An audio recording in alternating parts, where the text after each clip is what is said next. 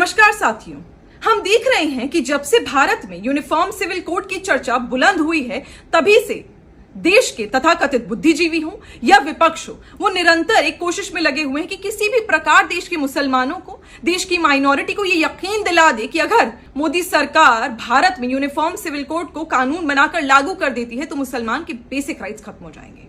अब जरा basic rights के बारे में बात कर लेते हैं और विपक्ष इन बातों का जवाब जरूर दे कि जब आप बेसिक राइट्स के बारे में बात करते हैं तो ये बताइए कि जहां एक हिंदू बेटी को पता है कि वो शादी के बाद सुरक्षित है क्योंकि उसका पति उसे तलाक दिए बगैर दूसरी शादी नहीं कर सकता, और अगर दूसरी शादी करता है तो वो कानूनी अपराध है, उसे 10 साल की सजा मिलेगी। वहीं एक मुसलमान बेटी जिंदगी भर डर में जीती है क्योंकि उसे पता है अगर छोटी सी भी गलती हो गई ना तो उसका शौहर दूसरी शादी कर लेगा, दूसरी के बाद तीसरी कर लेगा, तीसरी के बाद चौथी शादी कर लेगा, लेकिन वो कानूनी अपराध नहीं होगा।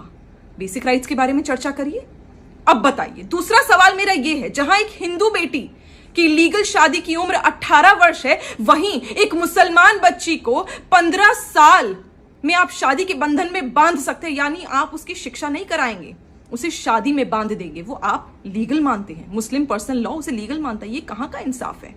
तीसरी बात ये कि माता पिता की संपत्ति में जहां एक हिंदू बेटी को इक्वल राइट मिलता है अपने भाई की तरह, वहीं एक मुसलमान बेटी को वो इक्वल राइट नहीं मिलता, अपने भाई से आधा मिलता है। यानी अगर भाई को माता पिता की संपत्ति से 50 रुपए मिलते हैं तो वहीं मुसलमान बेटी को अपने भाई का आधा यानी 25 रुपए मिलते हैं।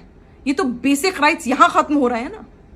चलिए एक और सवाल का जवाब दीजिए। आप जरा ये बताइए कि गुजारा भत्ता जो एक हिंदू महिला को शादी के बाद तलाक अगर हो जाता है तो वो जिंदगी भर के लिए गुजारा भत्ता अपने पति से मांग सकती है और कानून उसे वो राइट देता है, लेकिन मुसलमान बेटी, मुसलमान पत्नी अपने पति से गुजारा भत्ता सिर्फ 4 महीने का मांग सकती है।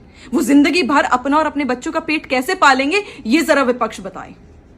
और एक और सवाल, आप ये बताइए कि अगर एक हिंदू लड़की अपने पति से तलाक के बाद आपसी मर्जी से दोबारा वो पति पत्नी शादी करना चाहते तो वो कर सकते, लेकिन वहीं अगर मुसलमान लड़की को अपने पति से दोबारा शादी करनी है आपसी मर्जी से तो उस लड़की को हलाला, निकाह हलाला कराना पड़ता है। और मुझे बताने की जरूरत नहीं है कि निकाह हलाला रेप है, कानूनी अपराध है।